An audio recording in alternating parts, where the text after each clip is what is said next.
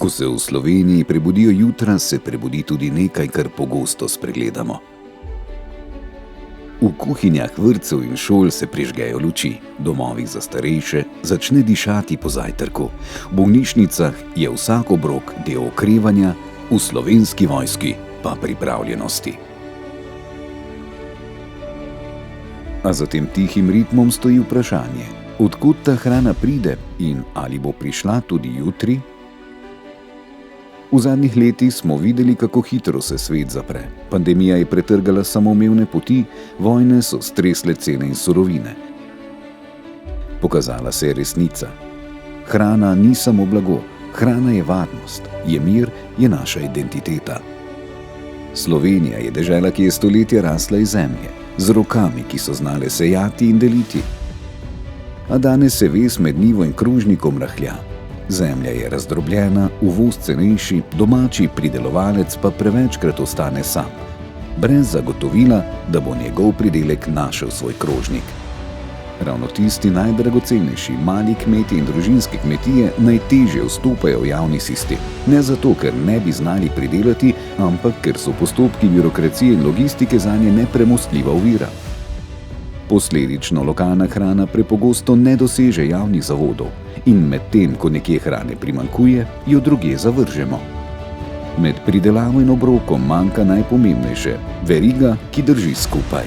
Obstaja rešitev z nadgradnjo javnih naročil, digitalizacijo procesov, razvojem logistike in ustrezne infrastrukture izboljšati povezavo med ponudbo in povpraševanjem po lokalnih živilih.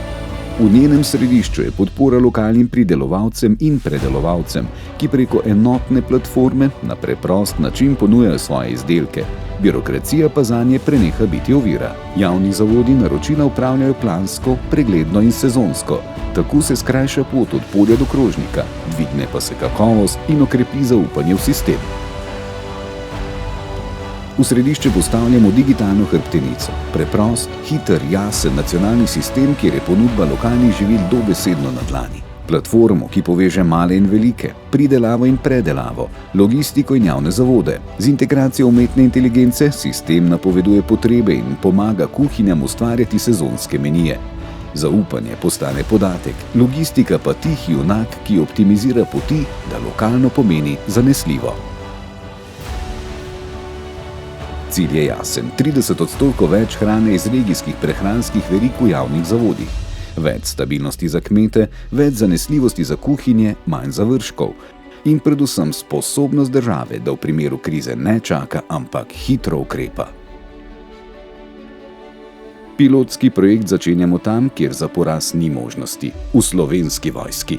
Sledi širitev na vrtce, šole, bolnišnice in domove starejših, na regije, na Slovenijo. Prehranska veriga je infrastruktura prihodnosti. Ko jo vzpostavimo sistemsko, pridobimo suverenost pri eni najosnovnejših potreb – potrebi po hrani.